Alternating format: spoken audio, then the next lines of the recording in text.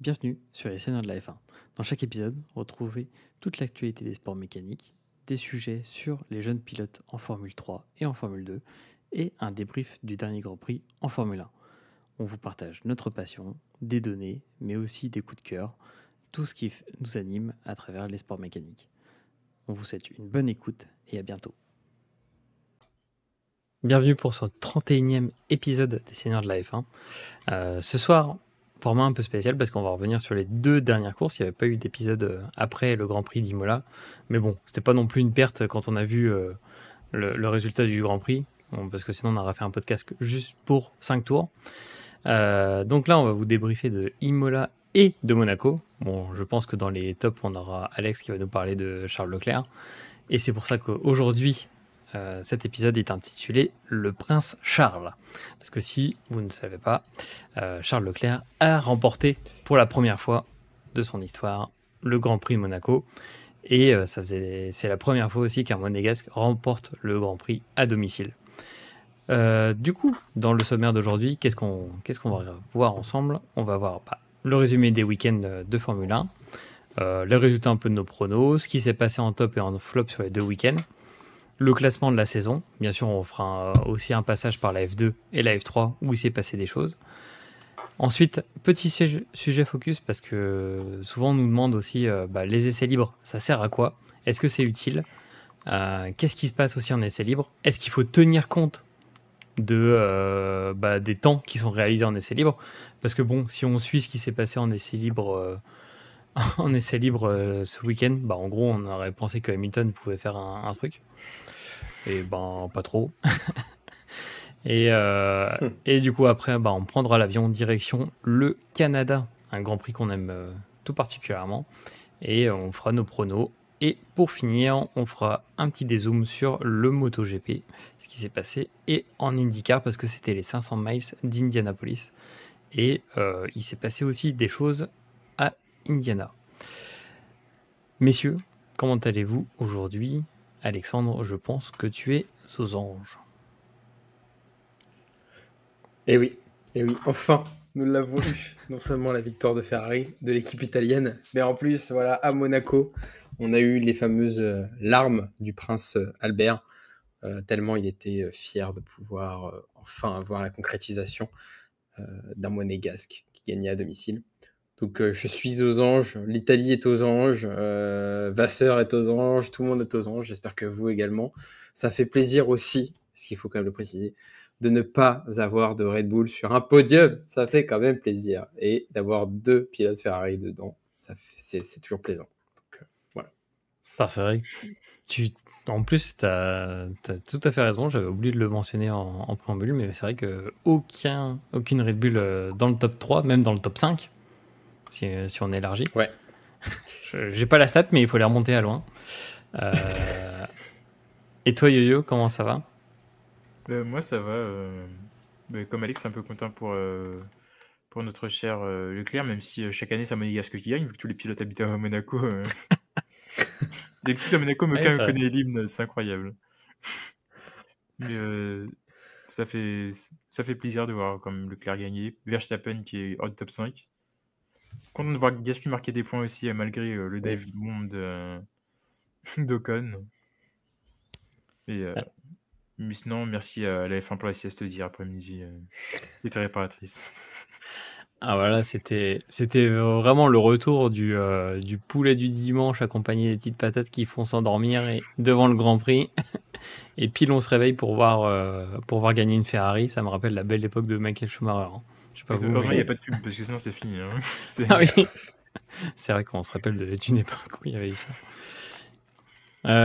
Très bien.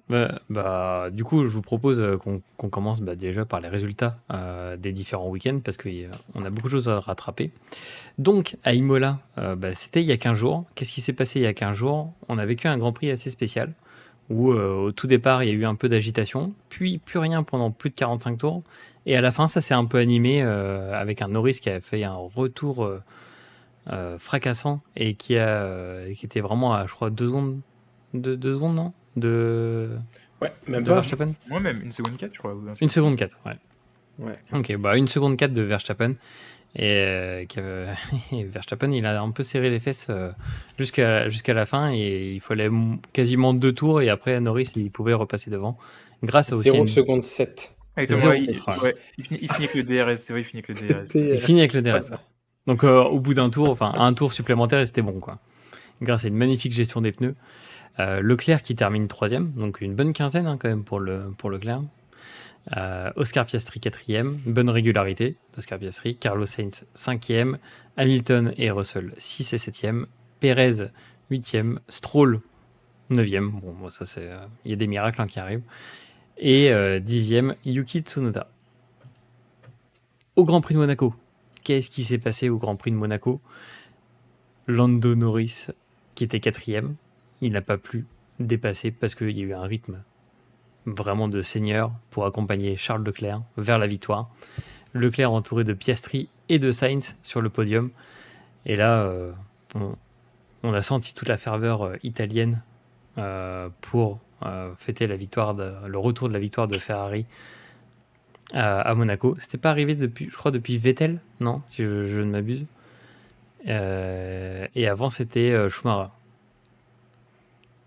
Donc ça fait quand même assez longtemps. Et je crois que ça faisait 47 ans, ou plus de 40 ans, qu'il n'y avait pas eu pole plus victoire pour une Ferrari sur Monaco. Donc là, bravo à Leclerc, qui a aussi bravé la malédiction. Parce qu'on rappelle que chaque année, depuis la F2, il lui arrivait que des emmerdes à Monaco. Et là, il a réussi à transformer le tir. Donc sur la suite du classement, comme je disais, Lando Norris, Russell, Verstappen 6e, qui était quand même dans un train de sénateur avec Hamilton. Yuki Tsunoda 8e. Quand on parle de miracle, Alex Albon marque les premiers points de Williams. Et là c'était ma fierté. C'était mon Charles Leclerc à moi. Et Pierre Gasly 10e. Mais comme tu le soulignais, Yo-Yo, Pierre Gasly a eu très chaud parce que Ocon a tenté comme tu disais Alex, un dive bomb dès le premier tour et ça aurait pu faire out pour les deux Alpines. Mais le Scénic, ça tient bien le Scénic. Hein. C'est fiable. Hein. Ah, c'est fiable. Hein. Ça coûte pas cher. Hein. Mais la suspension d'Ocon, malheureusement, elle a cassé aussi. Hein. Ouais. Mais et il sera pénalisé. Et c'est vrai. Et ce qu'on retiendra aussi, c'est le coup de chance de Sainz. Parce qu'il y a eu un énorme crash, si jamais vous n'avez pas vu, on vous encourage à regarder le replay, mais il y a eu un énorme crash dans le premier tour entre Perez, Magnussen et Hülkenberg. Et Sainz avait crevé lors d'un contact avec Piastri. Et Sainz, vu qu'il a eu, il a crevé juste après, le mini-secteur juste après l'accident et le drapeau rouge, et ben du coup, il a pu revenir dans la course à la position à laquelle il était lorsqu'il y a eu le drapeau rouge. Et là, bravo les stratèges de chez Ferrari d'avoir pressenti le petit crash pour faire revenir Sainz. Ça va qu'il est reparti quand même. On précise, mais du coup, on vous a pas trop parlé des paris, mais de tout ce qu'on avait, Yo-Yo nous a écrasé sur Imola parce que il avait P1, P2. Bon, voilà. Et on n'avait pas fait de prono pour Monaco.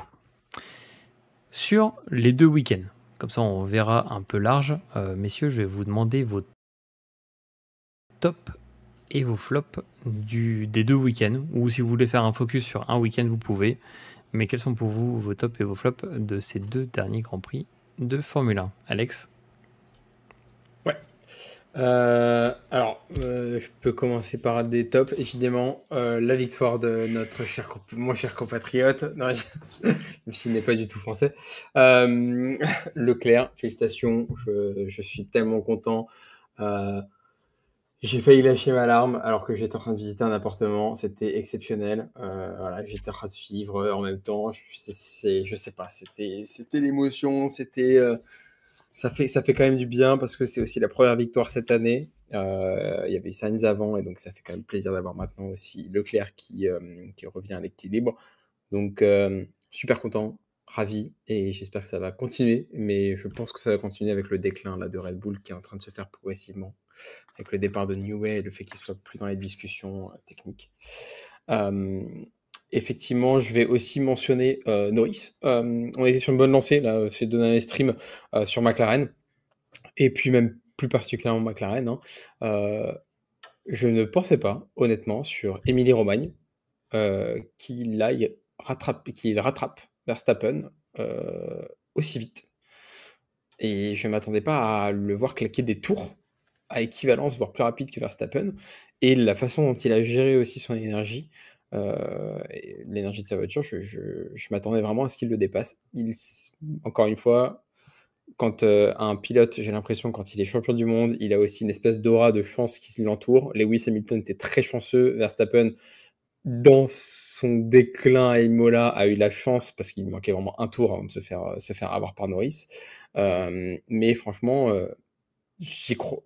Norris qui claque la victoire à Miami, et enfin 2 week-ends après, qui arrive à 0,7 secondes derrière Verstappen à Émilie-Romagne. Franchement, chapeau. Je suis trop content pour McLaren. Et en plus, avec la performance de Monaco, même si on va pouvoir l'avoir dans le flop, le train-train, c'était pas exceptionnel. En qualif, ça a été incroyable, malgré une practice qui était un peu en retrait. Un Piastri et un Norris sont vraiment gérés là-dessus, donc félicitations à eux. Et je vais lâcher un petit dernier top. Tsunoda, moi je dis, il est encore dans les points, il est là, faut le souligner. Donc en tout cas, voilà, futur membre de la famille Piastri ou pas, Tsunoda, quoi qu'il arrive, il fait le boulot. Et je trouve que on parle pas assez là de Visa Cash. Moi, je suis encore sur l'ère AlphaTauri, hein, mais c'est consistant. Il n'y a pas de problème, pas de casse. Enfin, je trouve qu'il se sent bien là maintenant. Il a pris de la confiance. Je sais pas si ça va évoluer dans les prochaines années vers une autre écurie autre que Red Bull, parce que je le vois pas du tout chez Red Bull en tant que pilote principal. Mais je le vois bien bouger d'ici 3-4 ans, encore faire un peu ses preuves sur Visa Cash, paiement sans contact. Mais en tout cas, félicitations Tsunoda, parce qu'on le salue très peu, et alors que c'est un pilote assez constant et sans trop de dommages. Maintenant. Et pour mes flops, Ocon, je pense qu'il faut quand même l'aborder. Je comprends pas le délire, la faute à Monaco. Enfin, on est pas encore sous drapeau rouge, en plus ça a mis du temps à arriver avant le drapeau rouge quand même. Et je comprends pas ce délire. Il a voulu peut-être jouer à Rocket League ou quelque chose comme ça avec son collègue Gasly. Mais je trouve ça un peu dommage, c'est une écurie qui a un peu de mal. En plus, il a une monoplace qui profite d'avancer plus forte que son collègue Gasly, et finalement, du coup, il récolte 0 points. Il est pénalisé pour la prochaine course de 10 secondes, et il a 5 pénalisé son places. collègue. 5 places, comment ouais. Et 5 5 places. places. Merci les Ouais, il amis. n'y a pas 10 secondes, vu qu'il a abandonné, c'est 5 places la prochaine course. Et 5 places. Et voilà, merci les amis. Donc 5 places, je dis super. Là, Alpine, ça a été la déception tout au long du week-end, à part pour Gasly qui arrive quand même à finir dans le top 10. En second flop, effectivement, je mettrais, mine de rien, j'adore, comme dirait Yo-Yo, la FIA, Monaco cette fois-ci. Monaco dans le sens où les Marshall, je trouve qu'ils font un excellent taf. C'est ce que je disais à mon père. On sent qu'on est en Europe, ça se passe très bien, c'est évacué hyper rapidement. En plus, qui plus est vraiment dans la ville même. Mais là, pour le coup, la course s'est faite. Voilà, le train-train, il est passé. Et c'est surtout en mode, le fait que c'est sous drapeau rouge, déjà un Sainz qui replace 3e, alors que le drapeau rouge a été déclenché vraiment longtemps après. J'ai eu un peu du mal à comprendre cette fameuse règle, même si je suis pour Ferrari, il n'y a pas de souci là-dessus, les amis. Mais j'ai pas du tout compris pourquoi il était repassé 3e. Je me suis dit, voilà, c'est la défaite. Et finalement, non. Aussi, il faut quand même le souligner. On a en fait la règle de tu t'arrêtes, ça compte comme un arrêt au stand, le fait que ce soit sous drapeau rouge. Donc on a une course qui s'est vraiment dit monotone, ou même un Russell qui dit moi je prends mon temps, et un Verstappen qui dit c'est moi, ou Russell il a vraiment un rythme pas exceptionnel, il roule pas fort, et après son ingénieur qui dit ah bon, en fait, comme il sait que ça va durer comme ça pendant tout le Grand Prix, vu qu'il n'y a plus d'un au stand, il prend son temps et on estime que tu ne vas gagner aucune position avec ce rythme-là et avec le temps. Donc en soi, pépouze. Et donc je trouve que c'est un peu dommage. Du coup, c'est ces fameuses règles qui font que c'est un petit peu dommage. Donc voilà, c'est juste que ça a été un Grand Prix quand même assez long, mine de rien, puisque c'était 78 tours. Hein. Donc tu te dis, Monaco, une minute 10 par tour. Mais de par ces règles, ça a fait que c'était plutôt ennuyant. Et Verstappen a même failli s'endormir dans sa voiture. Et enfin, si je puis dire, un flop, on reste sur la série de Pérez, et pas le Hulk, ou pas le Magnussen, parce que tout le monde a accusé Magnussen, mais je trouve que la Pérez, il était au milieu de la route, dans le plus grand des calmes. Il s'est pris pour une moto en plein milieu d'une voie, d'une double file, donc j'ai pas compris, et en fait, juste le choc a été violent, et en plus, ça a pénalisé les deux As qui plus est, était pénalisé sur la grille de départ. Donc en fait, c'était pas exceptionnel. Donc Pérez, je trouve que c'est de pire en pire. Je pense que là, quand il est rentré, il était dégoûté et surtout, ça met à mal sa place chez Red Bull l'année prochaine. Donc petit warning pour notre cher ami Pérez. Ok. Voilà. Bah, merci beaucoup. Du coup, pour toi, c'est plus la faute de Pérez que de Magnussen? Ouais. Et je citerai même une autre personne que je considère comme un expert, Jérémy Clarkson sur Twitter, qui a même dit It wasn't Magnussen's fault. Et donc tu te dis ouais, j'étais en mode, je suis pas le seul à penser ça, parce qu'effectivement, quand tu vois le replay, il est au milieu. Je suis d'accord que peut-être que Magnussen aurait pu freiner, mais tu vois un peu de zigzag côté Pérez, et vraiment, tu es à Monaco, tu sais qu'on en a parlé, Dieu sait combien de fois on a parlé des seniors, les monoplaces sont de plus en plus larges.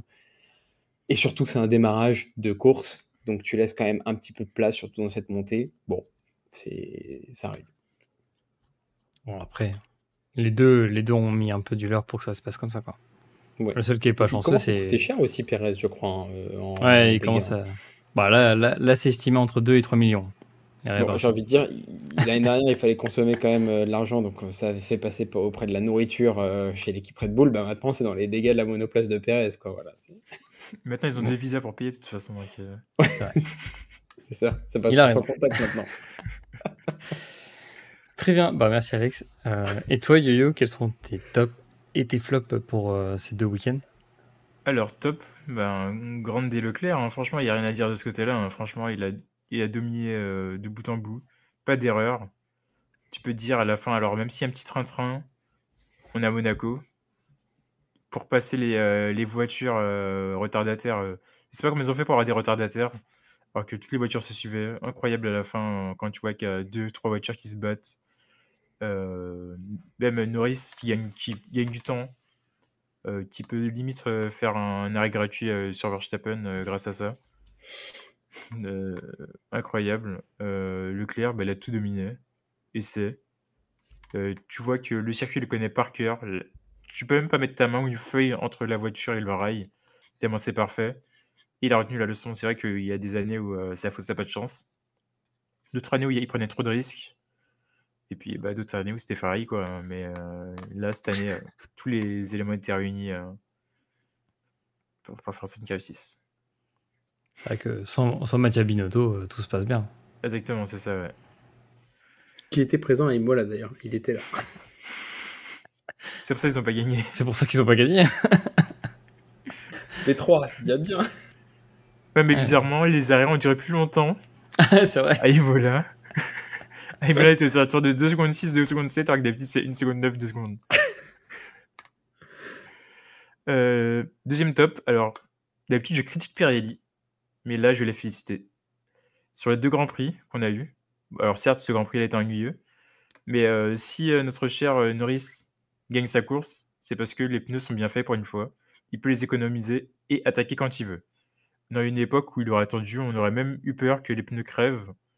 Et on aurait dit, mauvaise stratégie de Norris, il va crever son pneu et ça va jamais tenir. Alors que là, il a pu faire travailler son pneu pendant une trentaine de tours. Ensuite, attaquer notre cher Verstappen et le mettre dans le mal en récupérant 6 secondes ou quelque chose comme ça en quelques tours, chose que personne n'a réussi à faire jusqu'à présent. Même si la voiture est parfaite, le pilote est parfait. Mais le premier élément en contact avec une voiture, c'est les pneus, donc il faut des pneus bien faits pour ça. Donc félicitations à Pirelli. Et qui nous a aussi montré hier la longévité des pneus aussi dans son extrême longueur, même si c'est pas ce qu'on aurait aimé. Mais les durs ont fait le travail. Et le rythme, alors certes, n'était pas très soutenu, mais on avait quand même un rythme correct et on n'a pas vu de pneus dégradés. Il n'y a pas de blistering, rien du tout. Pas de voiture qui glisse. Voilà, parfait quoi. On aimerait avoir des pneus comme ça un peu plus souvent. Même si là, on aurait aimé avoir une dégradation un peu plus soutenue pour le spectacle. Et troisième, Alex a dit tout à l'heure, mais Tsunoda. Pour moi, Tsunoda, c'est le deuxième pilote Red Bull, quoi. À l'heure actuelle, il marque des points. Il est devant Perez. Il est serein. Il est devant Ricardo aussi. Alors que Ricardo, au début de la saison, on disait ouais, Ricardo, il a repris du rythme. On a retrouvé un bon Ricardo. Là, c'est tout l'inverse qui se passe. On a Tsunoda qui est un leader chez Vizakash. La semaine dernière, si on se rappelle, il était critiqué. Il n'a pas de bonne hygiène de vie. Niveau pilotage, il coûtait cher. Voiture crash sur crash. Quand il parlait au micro, c'était catastrophique. Cette année, c'est tout l'inverse. Donc, félicitations à lui. On a trouvé un pilote serein et qui marque des points et qui fait le travail qu'il faut. Et qui, pour moi, à l'heure actuelle, comme je disais, est le deuxième pilote de Red Bull parce qu'il marque des points, chose que Perez ne fait pas. Il le fait bien aussi, il fait des beaux dépassements, il ose. Il n'hésite pas à se laisser dépasser aussi quand il faut, alors qu'il aurait été au contact il y a quelques mois de ça. Donc voilà. Flop. Alex l'a dit, mais la FIA. Alors pour moi, il y a plusieurs scénarios. Déjà, il y a le problème du règlement, qui était incompréhensible. Si on prend un micro-secteur, pour moi, le drapeau rouge, Leclerc a fait 3 ou 4 micro-secteurs avant que le drapeau rouge soit mis. Donc je pense que notre cher Sainz aurait dû partir de bien plus loin.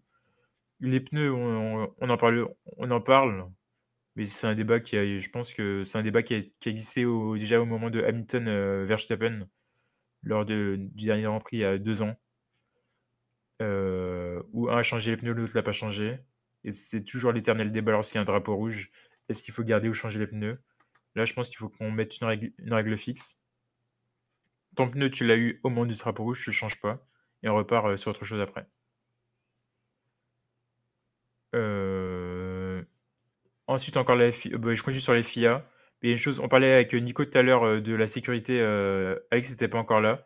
Mais quand tu regardes le crash comment il s'appelle, de Perez, les caméramans et photographes sont totalement exposés. Alors, on sait que c'est Monaco, certes, il n'y a pas beaucoup d'espace pour eux, mais au moins mettre un petit cabanon qui les protégerait des débris. Parce que là, on n'est pas si loin du drame. Bon, il y en a qui s'est fait toucher, c'est pas très grave apparemment. Mais clairement, sur des bouts de carbone qui coupent, ou même des pneus qui s'envolent, ça peut être vite et dramatique, surtout à Monaco. Et dernier point, on est d'accord aussi sur. Alors moi, je vais donner. J'hésite entre Perez et Ocon. Un combo, hein, les deux. Sargent. C'est les promos. Non, alors je vais mettre le père Alonso. Alors je suis désolé, le père Alonso sur ces 2 derniers Grands Prix a été catastrophique. Pas de rythme à Imola. Mauvaise qualification. Dans la course, il fait des dépassements hasardeux.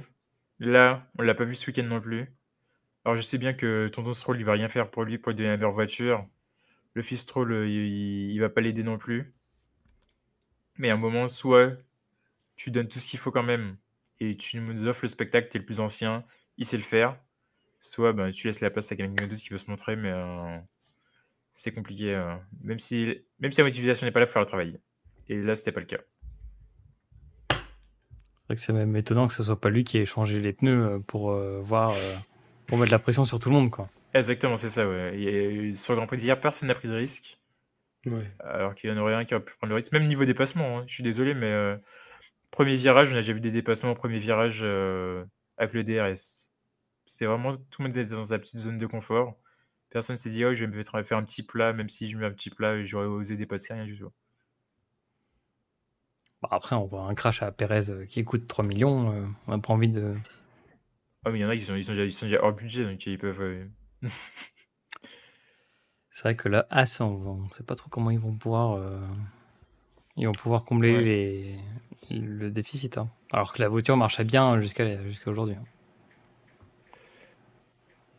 Bon, en tout Peut-être un cas, point de règlement à voir aussi. Hein. Il y a peut-être aussi ouais. un point de règlement à voir. Quand tu craches à hauteur de l'autre, c'est pas une petite compensation financière à participer. Bon, en tout cas, Sargent, il n'a pas craché. Ça, c'est bon. Il était pas assez rapide pour. Bah ouais, mais là, c'était son train. Exactement, c'est ça. Hein. Il était en train, c'est incroyable. C'était son train.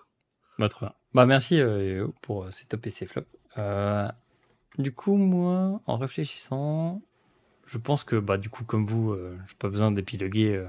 Leclerc, je pense que c'est notre top, le top de tout le monde sur ces 2 week-ends. Surtout qu'en plus, au-delà de ça, faut l'enlever aussi, la pression où tu as une malédiction qui te court après depuis tant d'années parce que tu n'arrives pas à gagner chez toi. C'est quand même dingue. Puis en plus, c'est surtout que tu vois un circuit que tu connais depuis l'enfance.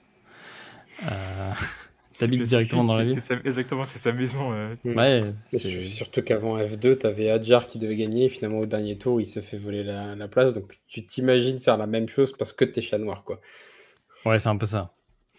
Après, en deuxième top, je mettrais les McLaren dans leur ensemble. Enfin, là, on est en train d'avoir une dynamique.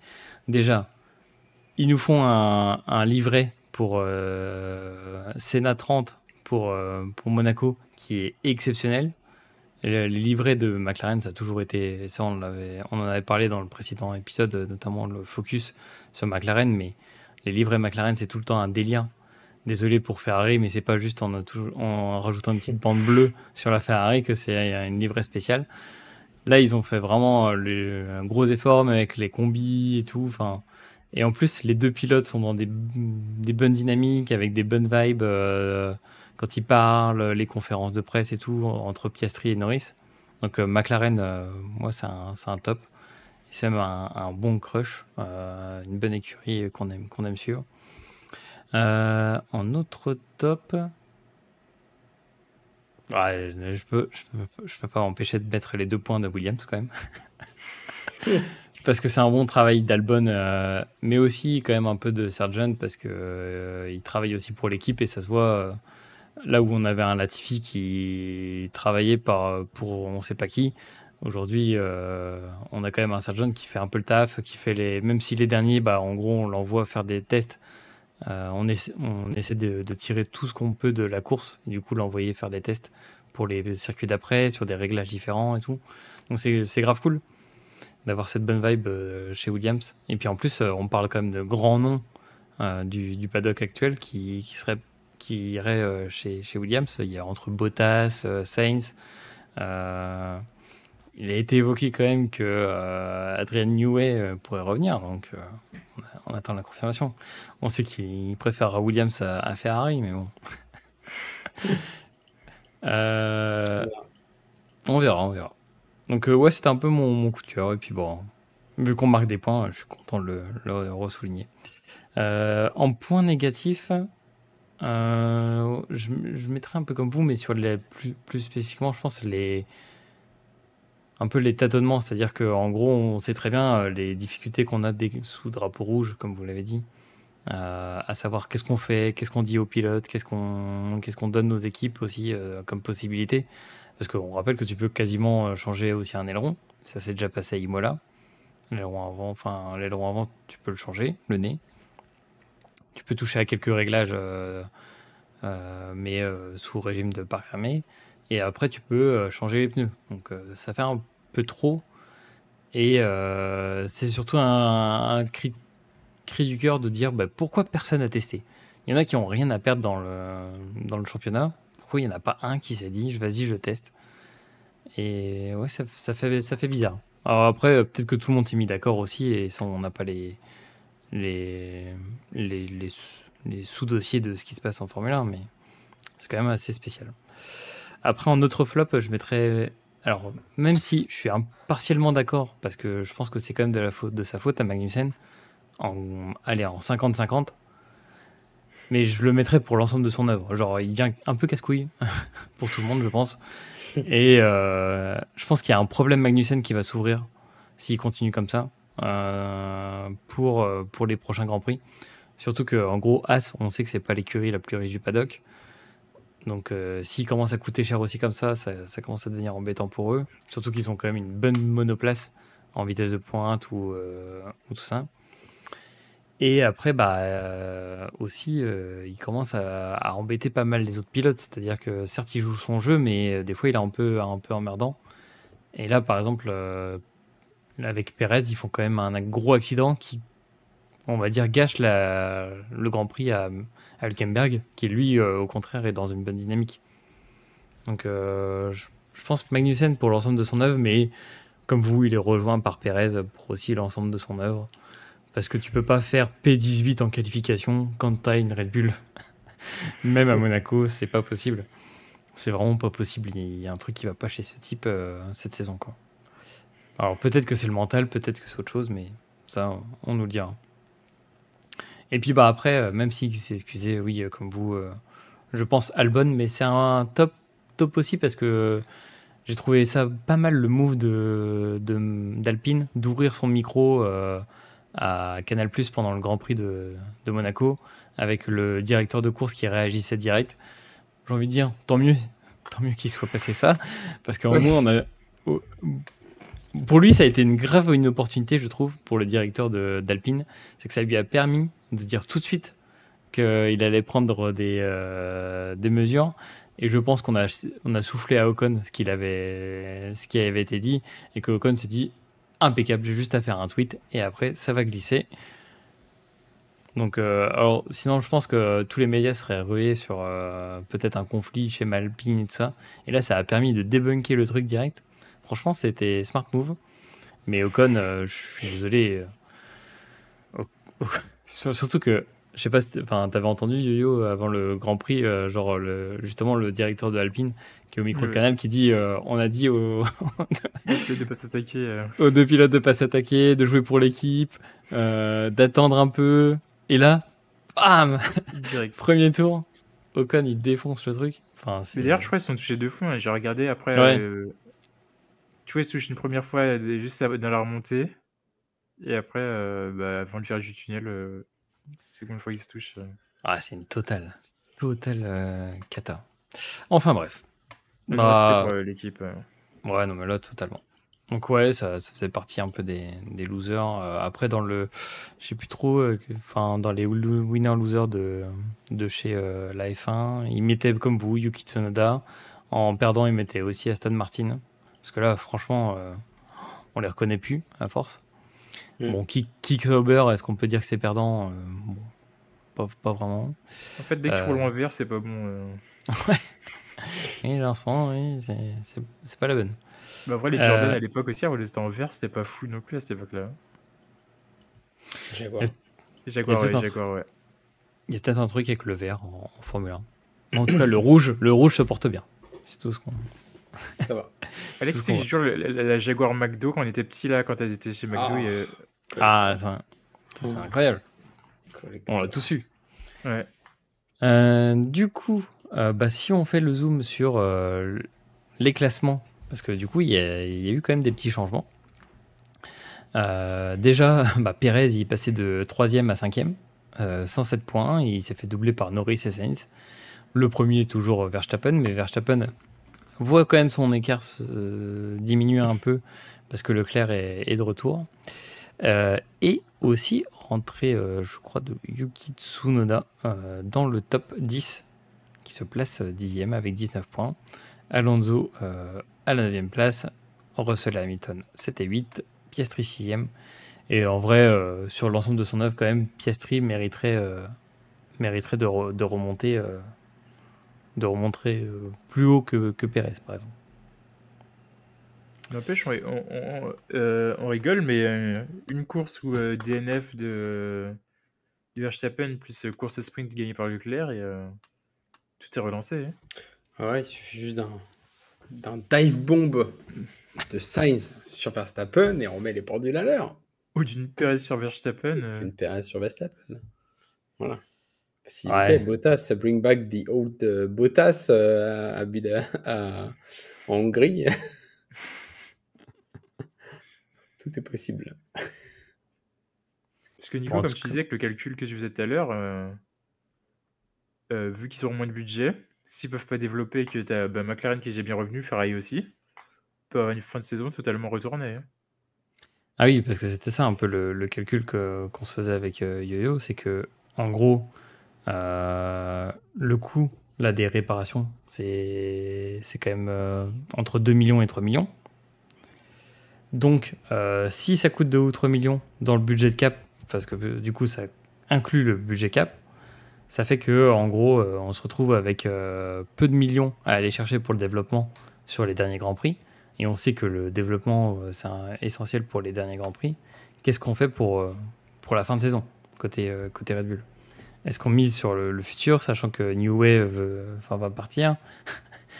Et il se retrouve un peu dans la merde, hein, quand même, avec ça. Enfin, ils en avaient pas besoin, quoi. Donc oui, voilà, voilà ce qui se passe actuellement sur les pilotes. Au niveau des écuries, alors là, ça devient stylé. Et là, on voit que l'apport de Vasseur, parce que qu'est-ce qui se passe? Red Bull à 276, Ferrari 252. Aïe, aïe, aïe, aïe. Et oui. La remontada. Ouais. Imagine, Ferrari peut passer quand même devant bien avant, mais imagine Ferrari passe devant à Imola. À Imola, à Monza. Comme ça. Ça serait quand même pas mal. Victoire de Charles Monza, c'est possible, ça aussi, c'est possible. McLaren, 3e, 184 points. Mercedes, 96 points. Aston Martin, 44 points. Red Bull Racing à 24 points. As, 7 points. Williams, 8e, 2 points. Parce que du coup, on a eu une meilleure place que Alpine. Alpine, du coup, 9e. Et du coup, Kick Sauber devient la seule équipe avec 0 points. Et ben voilà, messieurs, pour la F1. Ensuite, du coup, on va juste faire un rapide récap de ce qui s'est passé en F2, en F3, parce qu'il s'est passé pas mal de choses en F2, F3.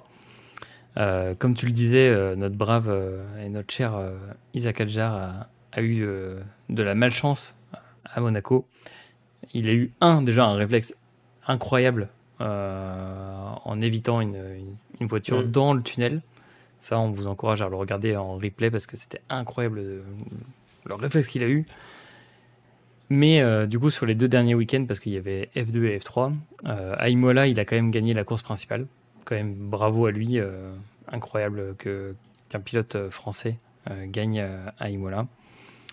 Là, à Monte Carlo, à Monaco, c'était un peu plus compliqué. Et c'est Barnard et O'Sullivan qui ont gagné. Et O'Sullivan a gagné devant Hadjar dans les 2 derniers tours, c'est ça? Ouais. Enfin, il l'a gagné parce qu'il a pas pit. Voilà, il a gagné parce qu'il a pas pit. Et après, sur comment ça s'appelle? Sur Virtual Safety Car. Ouais. Sous Virtual Safety Car, la fameuse Virtual Safety Car, vous savez, notre amour pour la Virtual Safety Car, qui cause bien des torts. Ouais. Et selon Hadjar aussi, il y a mauvaise communication parce que il aurait pu accélérer, il était vraiment en agitation plutôt que dans l'accélération. Oui, c'est ça. Oui. Enfin, aussi, oui, comme on en parlait aussi dans un focus sur le rôle des ingénieurs, là, la team n'a pas bien communiqué. Du coup, au classement, c'est quand même bon espoir parce que Aaron, 80 points, et Hadjar, qui revient quand même bien avec 78 points. Donc, ça va vraiment se jouer bien serré entre les deux. Après, peut-être qu'on ne sait pas, mais un petit Pérez out, à tout moment, Hadjar peut faire quand même des tests en F1. C'est fort possible. Enfin, pour moi, soit Lawson, soit Hadjar. Et vu son discours hier, je sais pas si vous avez écouté après la course de F2, entre la course de F2 et la course de F1, il disait qu'il avait pas mal de nouvelles de comment il s'appelle le directeur chez. Helmut Marko? Ouais, Helmut, ouais, qui venait souvent lui parler, mais qu'il ne pouvait pas trop en dire, donc. Alors, en plus, on sait que les deux s'apprécient. Donc, à tout moment, ça peut aller dans la surprise. en sa faveur. Wow. Sur la F3, donc il y avait aussi Imola et aussi une victoire française. Il y a eu un doublé français à Imola en F2, F3 avec Megetunif qui a gagné la course principale à Imola. Et là, à Monaco, retour aussi des leaders avec Gabriel Emini qui gagne la course de F3. Et au niveau du classement, Gabriel Emini premier avec 72 points et Browning deuxième avec 68 points. Là, c'est vraiment beaucoup plus serré en F3 parce qu'il y a vraiment des bons talents. Et tout le monde se retrouvera à Barcelone pour se disputer la tête. Voilà, bah ça c'est le résumé des 2 week-ends du coup qu'on a vu passer en Formule 1 et Formule 2 et Formule 3. Il n'y avait pas de F1 Academy sur ces 2 dernières semaines, mais elles reviendront prochainement. Maintenant, messieurs, on va passer au sujet focus du jour. Sujet focus du jour sur les essais libres et aussi des questions que beaucoup de gens se posent à propos des essais libres. Quelle est l'importance des essais libres aujourd'hui ? Donc la question générale, c'est pourquoi les essais libres, c'est utile ? Et dedans, vous pouvez inclure tout ce que vous voulez, c'est-à-dire pourquoi c'est utile pour les écuries, aussi pourquoi, et ça c'est souvent aussi des questions qu'on peut avoir, c'est pourquoi, par exemple, quand on voit un pilote premier en FP1, donc en essai libre 1, le vendredi matin, pourquoi des fois ça veut rien dire ? Des fois, Verstappen, il peut se retrouver 10e, mais on sait très bien que le dimanche, il va récupérer la première place. Ou qu'un Charles Leclerc, il peut faire le week-end parfait 1, 2, 3, qualif, Grand Prix. Pourquoi, du coup, les essais libres, c'est important. Pourquoi, et aussi, quand vous l'avez vu dans nos précédents épisodes, aussi on parlait aussi des courses sprint qui peuvent gâcher ces essais libres.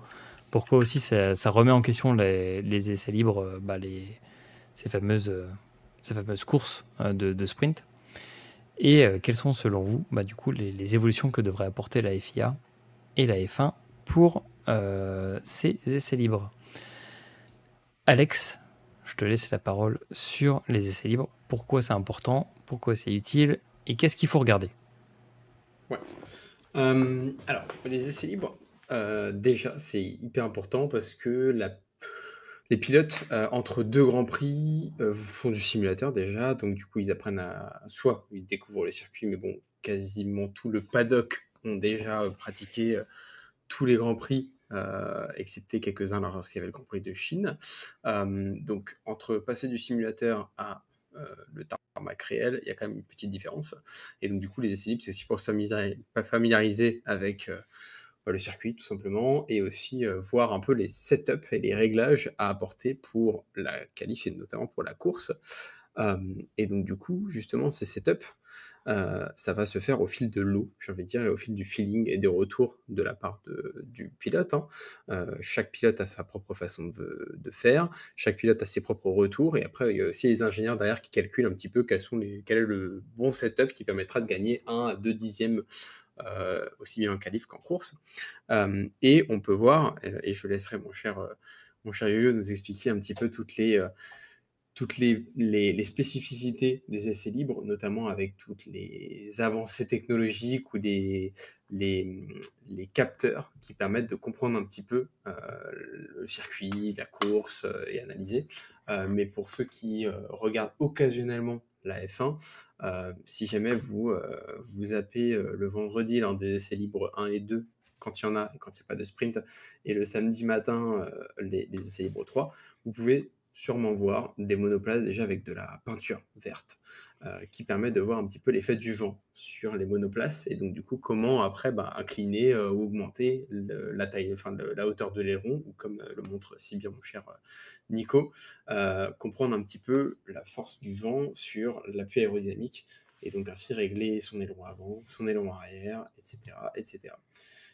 Et j'ai envie de dire aussi, les essais libres, ce qui est intéressant, c'est que au fur et à mesure des essais, donc 1, 2, 3, on va pouvoir faire des réglages, sauf que il faut aussi prendre un paramètre en compte, c'est que là, les essais libres se font sous une certaine météo, sous une certaine température, sur pas mal d'aspects, mais que tout peut être rebattu lors des qualifs et lors du circuit en fonction de la météo.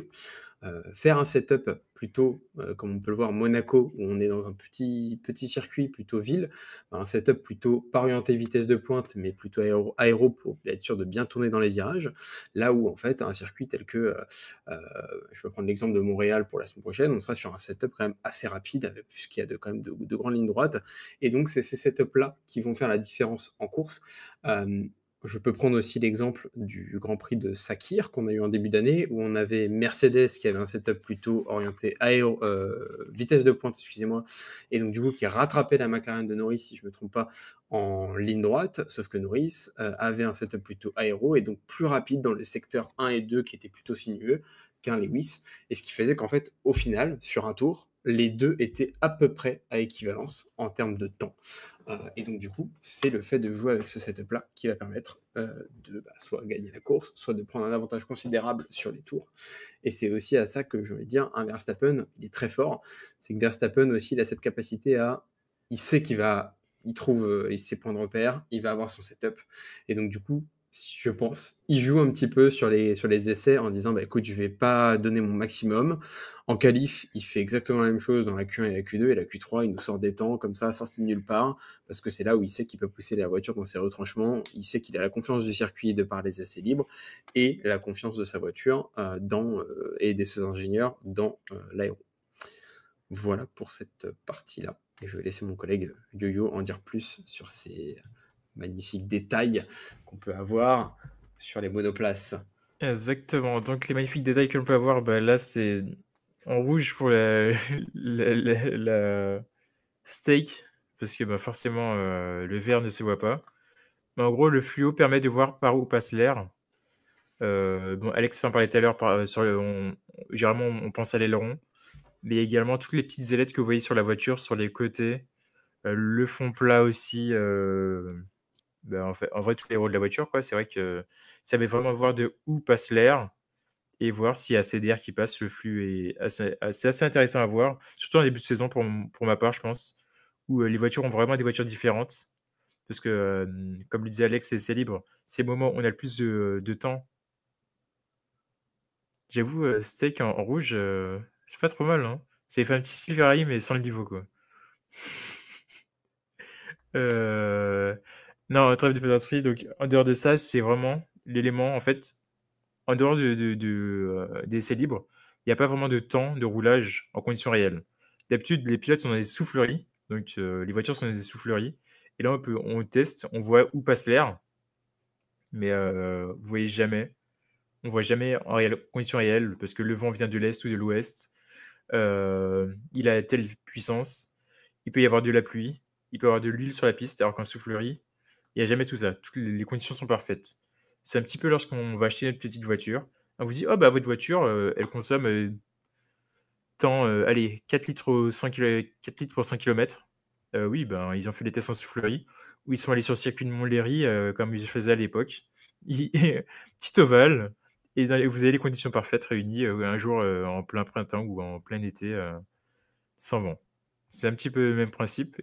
Et là, si on regarde également d'autres photos que Nico a mis, on a également les petites barres en métal qui sont des petits capteurs, vraiment des micro-capteurs. Il y a une centaine de capteurs qui captent la pression que met l'air sur la voiture et sur l'aileron.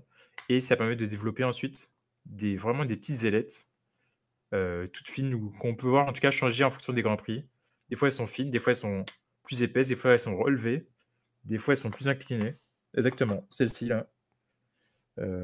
Ça permet aussi de tester les suspensions, voir comment réagit l'air par rapport aux suspensions. Alors, très bonne question, ils arrivent à utiliser la soufflerie de façon à créer les conditions de certains circuits. Alors, la soufflerie, malheureusement, c'est vraiment dans une zone parfaite. C'est impossible de reproduire les conditions du circuit. En fait, ce qu'on va faire les pilotes, généralement, ou les ingénieurs, c'est tester et acquérir les données dans la soufflerie, les mettre sur simulateur, et là, voir ce que ça donne. Et une fois que tu as testé, là, ils vont se dire, bon, sur ce circuit-là, ça passe, mais sur ce circuit-là, ça passera pas. Et après, ils vont mettre les réglages en réel. Mais généralement, en réel, ça peut ne pas fonctionner. L'exemple typique, je pense auquel on pense tous, c'est Mercedes avec le marsouinage. Tout le monde s'est dit, oh ben, la Mercedes va fonctionner. Eux-mêmes se sont dit, oh, on a la voiture la plus parfaite du circuit, du plateau. On a inventé un nouveau prototype. Et c'est tout l'inverse. Les pilotes Hamilton sont doués en pluie et pluie, ils sont pas très performants. Aujourd'hui encore, ils combattent ce phénomène-là. Et une écurie comme Aston qui n'a pas de soufflerie passe par les souffleries d'autres écuries. Alors généralement, même s'ils n'ont pas de soufflerie, ils ont quand même des données, et c'est pas des voitures propriétaires. Ils utilisent comme les aéros, donc l'Aston, quand on disait que c'est la copie de la Mercedes, c'est vraiment qu'ils partagent les mêmes données. C'est un petit peu comme les As et les Steak aussi avec les Ferrari. Les données sont partagées. Après, c'est pas les données parfaites, les données exactes. Mais pour mettre le moteur et l'associer avec une carrosserie, il faut que tu aies un minimum de données, donc il y a un partage qui est fait. Ouais, puis en plus, ce qu'on peut dire aussi, c'est que c'est vu que c'est du transfert de technologie, des fois on peut tester une version bis d'une voiture, d'une monoplace, et se dire, bon, bah, comme ça, on voit ce qui se passe avec le même moteur et les mêmes éléments.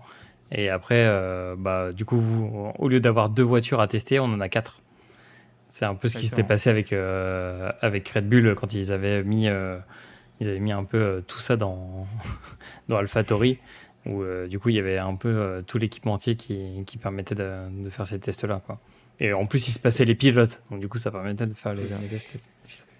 Et on peut pas oublier aussi, à l'époque, les essais libres, ça permettait aussi d'avoir des monoplaces avec des innovations qui ont, en raison de leur innovation et de leur avantage, ont été bannies. Je pense notamment avec la F1 qui était à turbine, moteur turbine, qui mettait 2 secondes au tour à tout le monde et qui du coup a été bannie, cette technologie-là, parce que, j'ai envie de dire, trop cheaté sur ce truc-là. On peut penser au DRS, au truc qu'on tient là, de Mercedes. Pour les... Exactement. Je me souviens même plus du nom. Non. La nouveauté DAS, voilà, DRS DAS, de Mercedes, où en fait, en tirant le volant vers lui, ça faisait converger les roues avant pour gagner 4-5 km/h de vitesse de pointe en plus. Et donc, du coup, ça a été enlevé des suites des plaintes des autres écuries. Et donc, du coup, c'est là où c'est intéressant. Ferrari aussi, il y a 2 ans, avec l'espèce de déformation de carbone sur le museau, juste à partir d'une certaine vitesse, qui se remettait pour pouvoir juste créer un tout petit appel d'air pour aller gagner, chercher 1 à 2 km/h. Et c'est aussi un peu cette nouvelle loi, je vais te dire, ou cette nouvelle mode maintenant de on va se plaindre parce que c'est trop cheaté, là où en fait c'est de l'innovation et ça apporte l'innovation justement aussi la F1, et notamment au travers d'essais libres, en début de saison, du moins en cours de saison. Ouais, après, tu as les essais libres aussi pendant les courses, ou juste avant les courses, comme tu le disais. Et là, récemment, on a vu les garde-boue chez Ferrari pour tester les traînées sur les pneus pluie. Est-ce qu'on le verra prochainement en F1 aussi? C'est la bonne question aussi, par rapport à ça. Mais si on revient sur, par exemple, le déroulement d'un week-end, est-ce que pour vous, les essais libres ont encore leur place? C'est-à-dire que par rapport au format sprint, est-ce que là, c'est le moment de vraiment rentrer dans le sujet? Est-ce que le format sprint, on sait qu'il va avoir de plus en plus de place parce que aussi ça fait plus vendre. On va dire que les gens veulent plutôt voir de la course plutôt que voir des essais libres où on teste les machines. Est-ce que pour vous, c'est un frein à l'innovation, par exemple, petit 1? Et petit 2, est-ce que aussi, est-ce qu'on va pas perdre toute la saveur de l'ingénierie de la F1 au profit d'avoir beaucoup plus de courses comme on pourrait l'avoir dans les formules inférieures ou en IndyCar? Qu'est-ce que vous en pensez, notamment Yo-Yo? Je sais que tu regardes pas mal aussi les autres épreuves. Ouais, alors pour moi, c'est pas un frein, mais c'est donner aux riches encore plus de pouvoir. C'est-à-dire qu'aujourd'hui, comme le disait dans le chat Tyran, si tu regardes Aston, ils n'ont pas de soufflerie, et donc ça ne leur permet pas de développer une voiture comme le fait Ferrari ou Red Bull. Donc là, tu limites à une sorte d'élite le développement des Formule 1 et tu leur dis: «Bon, bah, donnez, aux autres, leur votre moteur et vos technologies». Ça aide pas les autres à se développer et ça justement, cette séparation existera toujours, quoi. Alors que je pense qu'il faudrait peut-être justement revoir le système, à contrario, donner un peu moins de temps d'essais libres à des équipes comme Ferrari ou Red Bull qui ont déjà une voiture surdéveloppée et donner plus de temps aux petits. Donc parce que faut pas oublier qu'à l'heure actuelle, les essais libres, c'est vraiment le seul moment de la saison, avec les essais de pré-saison, où tu as le temps de développer ta voiture d'utiliser ce temps sur la piste en réel. Hors des vagues hors des comment on appelle ça? Hors des essais de pré-saison et des essais libres, quand tu es en pause durant la saison, tu pas le droit d'utiliser ta voiture, sauf pour 128 km. Et généralement, ce que les gens font, c'est des showdowns ou ils utilisent sinon une ancienne voiture, pour essayer de développer leur voiture. Ce qui est quand même très limité et qui permet pas de progresser, parce que le simulateur, comme on disait, c'est très bien, mais ça vaut pas la vraie sensation du pilote une fois que tu es sur la piste. Le seul pilote qui sait, jouer du simulateur et qui peut faire du simulateur en même temps qu'il pilote, c'est, Charles Maxou. Mais, mais c'est compliqué, de ce côté-là. Bah après, il y a des jeunes pilotes qui arrivent à tirer profit quand même de ça. Chez Ferrari, il y a eu Arthur Leclerc qui a fait quand même pas mal de simulateurs pendant Monaco. Juste avant, à Imola, il y avait le fameux troisième pilote de chez Red Bull qui s'est tapé 11 heures de simulateur pour trouver les bons réglages pour Max Verstappen. Donc ils ont préchargé toute la voiture de Verstappen dans le simulateur. Et après, le type, bah, il a fait 11 heures de simulateur sur le circuit d'Imola pour trouver les bons réglages. Est-ce que, du coup, on va avoir un compromis entre la technologie d'un côté, avec des sensations un peu bridées, parce que du coup, on n'aura pas les vraies sensations, pour optimiser, on va dire, les pré-réglages de la voiture. Et après, en fait, il va y avoir des pilotes de simulateur, et après des pilotes de course qui vont un peu communiquer ensemble pour créer la meilleure voiture. Et du coup, on va avoir des essais libres. Peut-être demain, on aura un format où il y aura des essais libres sur simulateur. Donc du coup, pendant le week-end, on va caper aussi le temps simulateur pour éviter d'avoir des dérives. Et du coup, on aura des essais libres un peu mixtes, c'est-à-dire qu'on va transformer les sprints, où là, on va inclure les sprints dans le calendrier. Les essais libres, c'est sur simulateur avec tant de temps. Et après, dans le reste du temps, bah, il y a les courses. Qu'est-ce que t'en penses, toi, Alex? Alors, je trouve que ça a déjà bien évolué. À l'époque, si tu retraces un peu, un pilote de F1, il avait un peu aussi une connaissance mécanique. Je cite notamment notre grand Niki Loda, qui, quand il est arrivé chez Ferrari, pour ceux qui n'ont pas vu le film ou la réinterprétation du film mettant en scène la bataille entre Niki Loda et James Hunt, c'est Rush, le film exceptionnel en plus comme Incroyable. film. Qui en fait c'était un des seuls pilotes Ferrari qui pouvait se permettre de dire que la Ferrari était nulle parce qu'elle était rapide, mais au détriment justement de l'aéro, trop lourde, etc. Et donc du coup, il y avait ce pilote qui avait cette connaissance mécanique aussi pour aller chercher justement la victoire, ce genre de choses. Entre-temps, ça s'est perdu parce que là, on faisait confiance à l'ingénierie. Les technologies ont évolué. Maintenant, on est dans l'ère électrique, l'hybridation, etc. Et donc, c'est tellement complexe. On était passé même par la fameuse époque au début du V6 hybride l'ingénieur avait interdiction de donner des coordonnées à son pilote pour si jamais il avait un souci. Donc, c'était quand même absurde. Et donc aujourd'hui, en fait, j'ai envie de dire, c'est la suite logique des choses avec les évolutions qu'on a. On a des jeunes pilotes qui arrivent, qui font beaucoup de simulateurs. Je pense notamment à Leclerc, Albon, Verstappen, etc., toute la troupe. Ils ont cette force, et j'ai envie de dire, le simulateur apporte du bon parce que ça apporte des réflexes, la connaissance et aussi l'histoire de s'entraîner. Je citerai aussi, tu vois, Gran Turismo, ça part d'un jeu vidéo et finalement, il y a un vrai pilote qui a couru au Nürburgring, etc. pendant toute une saison avec Nissan. Donc, ce qui montre aussi quand même qu'on peut passer du simulateur à la course. Un super aussi pilote, je citerai Louis Pierrot en Porsche GT Cup.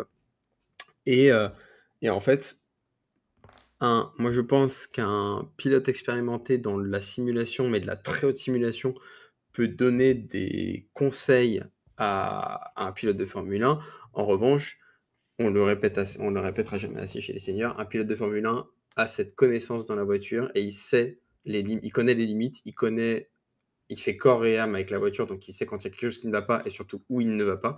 Je citerai notamment Kimi Räikkönen qui, à un moment donné, avait dit qu'il sentait quelque chose dans la voiture. Il avait boxé, il avait dit à son ingénieur, je sens qu'il y a quelque chose à tel endroit, tel truc. On lui avait dit non, non, non, c'est n'importe quoi. Ils avaient emmené la voiture à l'usine et effectivement, ils avaient trouvé une fissure à l'endroit exact où Kimi avait mentionné justement cette faiblesse. Et donc, du coup, je pense que ça va être joué en complémentarité de une partie de simulation, que ce soit par le pilote, parce que c'est bien qu'il l'ait, mais aussi par des professionnels ou des personnes expertes dans ce domaine-là. Et ensuite, après, tu vas pouvoir retransférer ça dans la course, de la qualification des essais libres, où je ne sais pas ce que l'avenir de la F1 donnera, mais ou de l'automatisation, comme on a vu les premières courses IA 100%. Quoi. Oui, c'est vrai. Petit aparté dans ce focus, mais oui, si vous n'avez pas vu des courses 100% automatisées avec des voitures pilotées par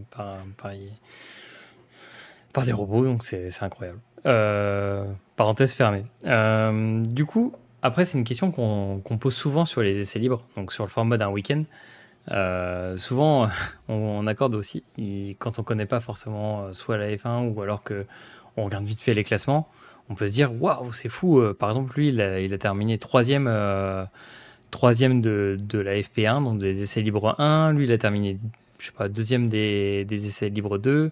En essais libres 3, il est dans le top 5. Mais après, en qualification et en course, c'est cata. Comment vous l'expliquez ça? Et quel est le crédit en fait à donner aux essais libres quand on regarde les temps? Il faut regarder, enfin on rappelle, du coup on va faire le petit rappel juste avant, mais on rappelle qu'il faut quand même regarder le nombre de tours qui a été effectué par le pilote, sur quel pneu il a effectué ses tours rapides, quel rythme il a donné à sa course, est-ce qu'il était en train de tester des rythmes de course, des rythmes de quali. On pourrait aller plus loin en disant quel est par exemple L'essence. ouais, combien de distance il a fait, aussi quelle est la cartographie moteur qu'il a utilisée. Donc selon vous, messieurs, quels sont les crédits à donner à ces temps qui sont réalisés sous essai libre? Est-ce qu'on doit y accorder de l'importance ou est-ce qu'il faut justement prendre le classement et après creuser? Yo-Yo, t'en penses quoi? Moi, je pense qu'il faut prendre du recul par rapport au essais libre, c'est-à-dire que chaque écurie, en fait, a son développement dans la saison et dans l'essai libre. Une Red Bull, qui est une voiture bien constituée, va travailler, par exemple, sur le week-end de course pour la course en elle-même. Et une As va peut-être travailler pour développer d'autres éléments pour l'avenir. En sachant que quand on regarde l'essai libre, ou même une course, des fois, il y a des moments où il y a des pilotes qui ont une voiture. Tout à l'heure, tu disais qu'il y a 4 voitures différentes, mais sur un week-end, tu peux avoir un pilote qui teste un nouvel élément, un nouvel aileron, une nouvelle suspension, et tu as l'autre qui a la voiture actuelle. Donc c'est très compliqué déjà de juger deux voitures au même moment et sur une seule écurie. Et je pense que le crédit à accorder, c'est vraiment sur le global, voir le nombre de tours qui ont été faits, voir aussi la distance, le gap par rapport au meilleur temps qui a été fait la saison dernière pour les qualifications. Et là, on peut se dire, bon, cette voiture-là, ok, elle tourne pour la course, ou celle-là tourne pour faire des évolutions dans le temps. Il faut également se dire que l'essai libre, c'est fait à un temps donné. Donc, il peut pleuvoir pendant tous les essais libres et avoir du soleil pendant la course. Et là, toutes les cartes sont rebattues parce que, comme je le disais, là, c'est le gars qui était derrière son simulateur qui fait tout. Et pour moi, donc, je pense qu'il y a quand même deux écoles à ce niveau-là.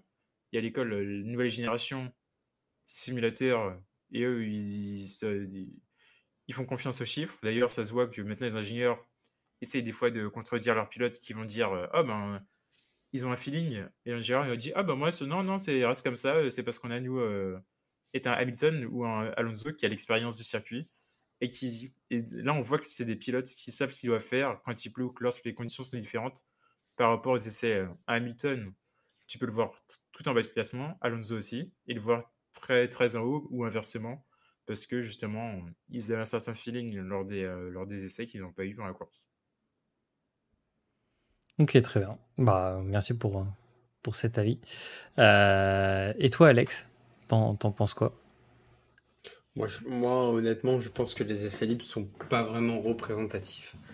Euh, je pourrais citer un Grand Prix qu'on a eu, c'était Miami, Ricardo qui avait fait P4, il me semble, et qu'ensuite en course, ça a été l'inverse. On était en bas du classement. Et surtout, en fait, je me dis que des essais libres, euh, on a souvent des pilotes qui ne font pas la première essai libre et qui laissent des nouveaux pilotes faire une première séance pour voilà, les faire passer justement du simulateur à une vraie Formule 1. Il y a un gap, on a vu Olivier Berman qui a pris d'un coup la place de Sainz. Arriver en plus sur un circuit compliqué et tout déchirer, je trouve ça exceptionnel. Et en fait, tu vois que une personne qui n'a fait que 2 séances d'essai libre versus 3 comparé aux autres, ça veut rien dire, puisque après elle peut terminer P8, là où en fait normalement elle aurait dû, en équivalence de classe, peut-être terminer 11e, 12e ou ce genre de choses. Donc pour moi, c'est pour ça que ça veut pas forcément dire quelque chose, surtout avec les F1 modernes d'aujourd'hui. Avant, je pense que ça donnait un ton, les essais libres, dans la qualification. Aujourd'hui, comme j'ai envie de dire, il y a moins de pilotes, il y a quand même du pilotage, mais il y a moins de pilotage et c'est plus les réglages à faire pendant un tour de qualification qui sont différents de l'essai libre.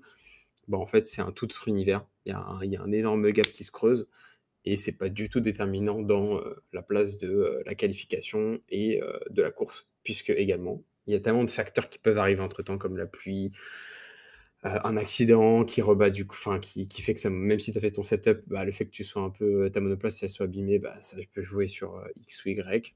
Bref. Donc du coup, apprendre avec des grosses pincettes cette partie essai libre et maintenant on est habitué, j'ai envie de dire, avec la partie Red Bull on sait quoi qu'il arrive qu'un Red Bull, si on les voit pas forcément dans le top 3, top 4, on sait qu'en qualif, ce sera complètement autre chose, quoi.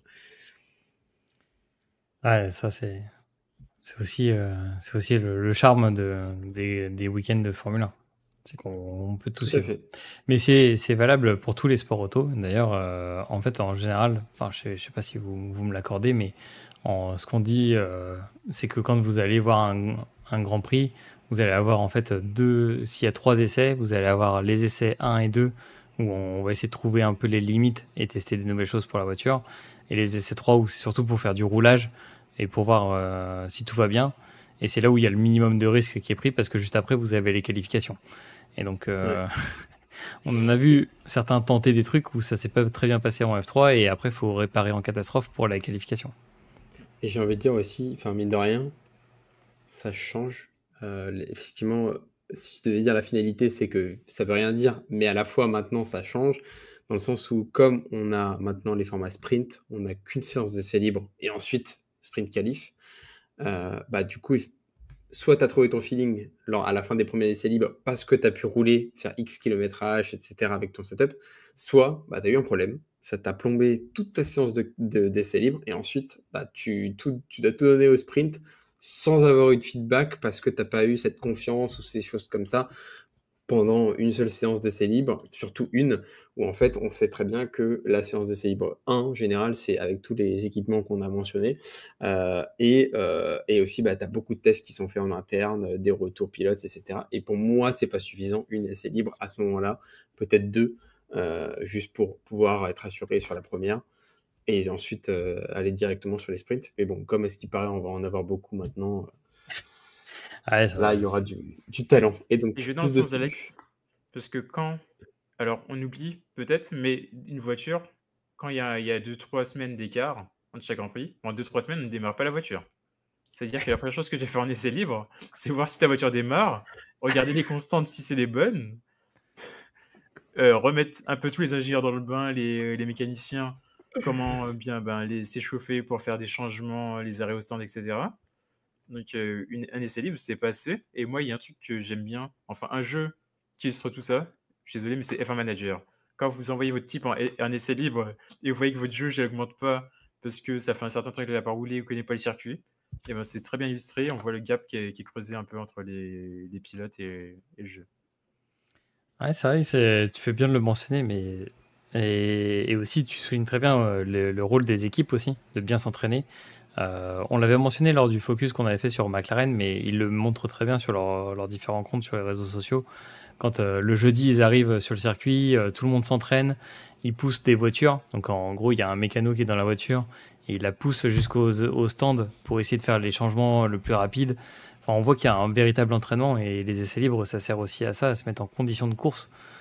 Donc on voit que c'est un véritable travail d'équipe pour vraiment envoyer de la data. Mais oui, tu fais très bien de souligner que aussi en situation de management, des fois ça peut être compliqué si tu t'entraînes pas. Est-ce que vous avez quelque chose à rajouter sur ce sujet, messieurs, sur le format des essais? Je pense qu'on est tous convaincus sur l'utilité des essais libres et comme on vous le disait, de regarder, de ne pas s'arrêter juste au classement, mais de regarder aussi combien de temps a roulé le pilote et quel réglage il a fait. Est-ce que vous avez des choses à préciser pour nos auditeurs? Moi, je dirais aux auditeurs de regarder c'est libre. C'est bête, mais alors certes, c'est pas de la performance pure de comme on le dit tout à l'heure, mais ça permet de voir des innovations, des choses en test, des choses que tu verrais pas en grandeur nature ou pas une course, quoi. Faut pas s'arrêter à la course. L'essai libre, c'est ça aussi fait le charme. Le DAS, comme disait Alex, si on regardait pas les essais libres, on n'aurait pas pu voir les images que tout le monde tout à l'heure avec la soufflerie. Quand on peut comparer différentes voitures qui le font en même temps, on peut voir que telle voiture a plusieurs capacités à l'endroit. On peut voir un aileron qui est testé un jour et l'autre jour qui n'est pas testé. Et ça permet vraiment d'apprendre comment fonctionne une F1 et voir vraiment les tenants et aboutissants de chaque changement qui sont faits. Ouais. Et j'irais même dans ton sens en disant que des fois aussi, c'est la seule course que tu vas voir du week-end. Je me souviens de mon week-end à Spa, quand il y a eu la course annulée. J'étais bien content d'avoir fait les essais libres et les qualifications. Ça, j'avais kiffé. Non, mais en plus, ce qu'il faut dire aussi, c'est que il y a quand même une bonne 45 minutes où tu vois des voitures tourner sans arrêt. Et c'est quand même super cool à suivre. Et c'est une bonne ambiance parce qu'il y a largement moins de monde que le week-end de course. Donc si jamais vous allez à un Grand Prix de Formule 1 ou même d'autres sports auto, n'hésitez pas à faire toutes les séances de qualif, les essais libres et en plus la course, parce que ça vous donne aussi toute la dimension de la vie d'un paddock pendant le week-end. Et ben merci messieurs pour ce sujet focus qu'on peut refermer. Dans la suite du programme, qu'est-ce qu'on va voir maintenant? On va aller au Canada. Donc on quitte l'Europe quelques instants pour aller au Canada le 7 et le 9 juin pour le Grand Prix. Alors celui-là il n'a pas de nom, il a juste Grand Prix du Canada. Impeccable. Grand Prix du Canada sur un circuit quand même assez mythique que tu avais visité, je crois, Yo-Yo, c'est ça? Ouais, j'ai eu la chance de faire un petit tour dessus. Comme j'aime bien répéter, mais tout le monde peut y accéder, même peu n'importe la voiture. Vous êtes limité à 50 km/h, mais si vous faites vraiment le tour du circuit en voiture, ou si vous voulez le faire, vous pouvez le faire à vélo aussi, ou à pied, c'est vraiment ouvert à tout le monde. C'est un circuit qui est très beau à voir, qui est sur une petite île. Et qu'est-ce qu'on peut dire? Il y a l'IndyCar qui passe dessus, la NASCAR. C'est un circuit qui est assez complet et qui est assez plaisant, qui est à l'ancienne avec de l'herbe et qui a son petit mur mythique que chaque champion a tapé. Donc, si on ne tape pas dessus, c'est qu'on n'est pas encore un grand champion. C'est vrai que c'est... Alors, je sais plus très bien où il est. C'est le virage 13-14. 13-14, là, si vous... dernier enchaînement avant la ligne droite. Ouais, si vous... La chicane. La chicane assez meurtrière, même sur les jeux de simulation comme F1, où il y a beaucoup de gens qui le coupent.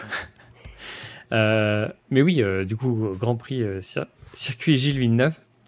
Donc, premier Grand Prix en 1978, 70 tours à parcourir, longueur 4 km 3. Record du tour en 2019 par Bottas en 1.13, 0,78. Là, va y avoir... Alors, c'est intéressant parce qu'il va y avoir 3 zones de DRS avec 2 détections. Et notamment une grande ligne de DRS sur la grosse ligne droite avant la fin. Et puis la petite portion sur la ligne d'arrivée. Et après, une petite zone DRS au niveau du secteur 2. Les zones de détection, elles sont bien connues aussi des pilotes, mais aussi ce qui fait la particularité, le charme du Grand Prix de Canada, c'est le virage 10 un peu en U. Donc du coup, des fois, il y a des stratégies un peu différentes pour le prendre. Est-ce que je prends bien à la corde ou est-ce que j'élargis pour aussi un peu économiser sur la durabilité des pneus. Donc il y a beaucoup de stratégies aussi au Grand Prix du Canada. Et des fois aussi, la météo est très incertaine. Donc on vous encourage vivement à le suivre. D'ailleurs, pour les horaires, donc on le fera le petit récap à la fin, mais comme on en parlait, les essais libres 1, ça commence dès le 7 juin à 19h30, 20h30 heure française, 23h, minuit pour les essais 2. Les essais 3, c'est le samedi de 18h30 à 19h30. Les qualifs auront lieu de 22h à 23h le samedi. Et la course principale le dimanche à 20h. Donc impeccable, en mangeant, petite course de F1 comme on aime. Du coup, pour nos pronos, qu'est-ce qui va se passer pour nous, selon nous? Donc je vais vous demander la pole, P1, P2, P3, le DNF et le record du tour pour ce Grand Prix du Canada. Yo-Yo, quelle est pour toi la personne qui va arriver en pole? Paul. Allez, Verstappen. Alex? Pareil. Ah là là. Norris. Pour moi. P1. Pour toi, Yo-Yo. Norris. Oh ouais. Ce serait beau. Alex?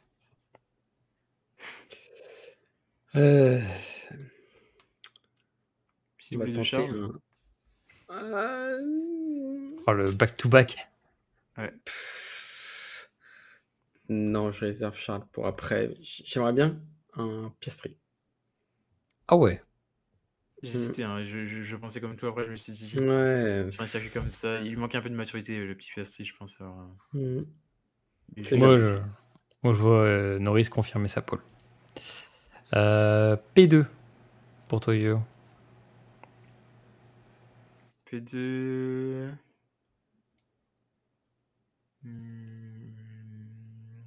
Verstappen, allez. Qui se ferait du coup doubler par Norris. Ouais. Alex, Leclerc. tu veux nous mettre Verstappen en DNF? Non. Oh. Pas cette fois-ci. Donc de pole à plus loin. Ouais, c'est beau. Et ben moi je vais mettre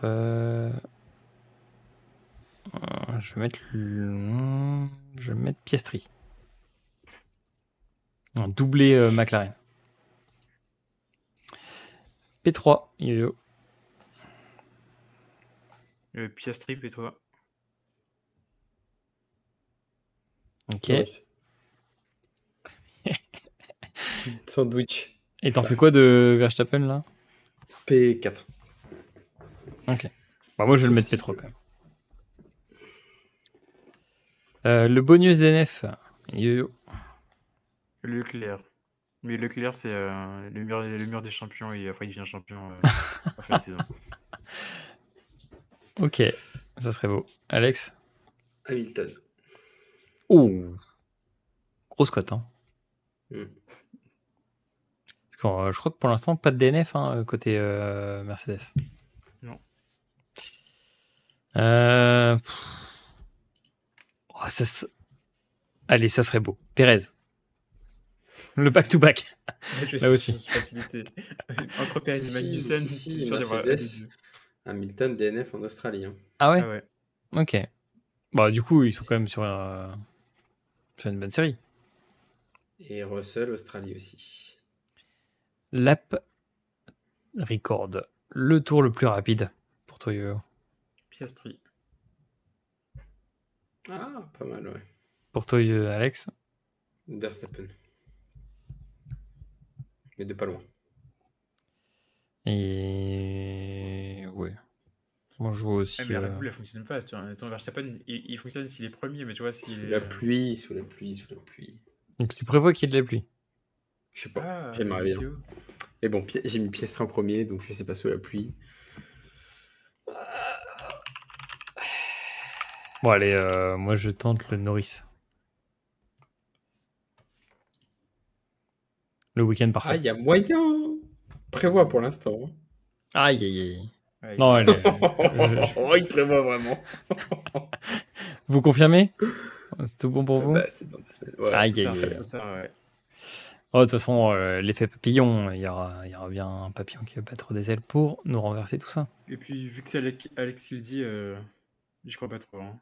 C'est vrai que Imola, la c'est le Grand Prix, c'est vrai qu'Imola, je l'ai attendu. Hein. Imola, j'étais devant le truc. Bon, bah, C'est dans 2 semaines, donc là, la météo est pas viable. Mais bon, d'ici là, voilà, on attend. Latifi, tu vois, il a le temps de faire la danse de la pluie. c'est vrai. Le brave Latifi. Merci, messieurs. Donc, on rappellera juste avant la fin, mais rendez-vous le dimanche 9 pour la course à 20h, Grand Prix du Canada. Parce qu'il n'y a pas que la F1 dans la vie, il y a les autres sports mécaniques aussi. Il y avait aussi MotoGP, avec aussi un Grand Prix de Catalogne, avec la victoire de Francesco Bagnaia devant Jorge Martin et Marc Marquez. Un Grand Prix rythmé par des chutes, je sais plus qui a pas voulu faire ses longues laps et qui s'est retrouvé avec je sais plus combien de secondes de pénalité. Tu te souviens, Yo-Yo, qui c'était? C'est pas Bastianini. Ah si, ouais, voilà, Sébastien. Ouais. 3 longues laps, et il se dit, bon, moi non, j'en ai rien à foutre, je les fais pas. Et bah, bim, prends tes pénalités. Donc, franchement, il était vraiment pas mal ce Grand Prix, de Catalogne. Je sais pas si vous avez regardé, je crois que Yo-Yo t'a regardé. Ouais. J'ai regardé, ouais, heureusement, parce que franchement, Oui, parce qu'après, ça enchaîné sur la F1. Victor, ça, ouais. Non, Et pour le toi, Grand Prix, ouais, pardon, vas-y. au Grand Prix, pas mal de dépassements, des chutes, comme tu le dis.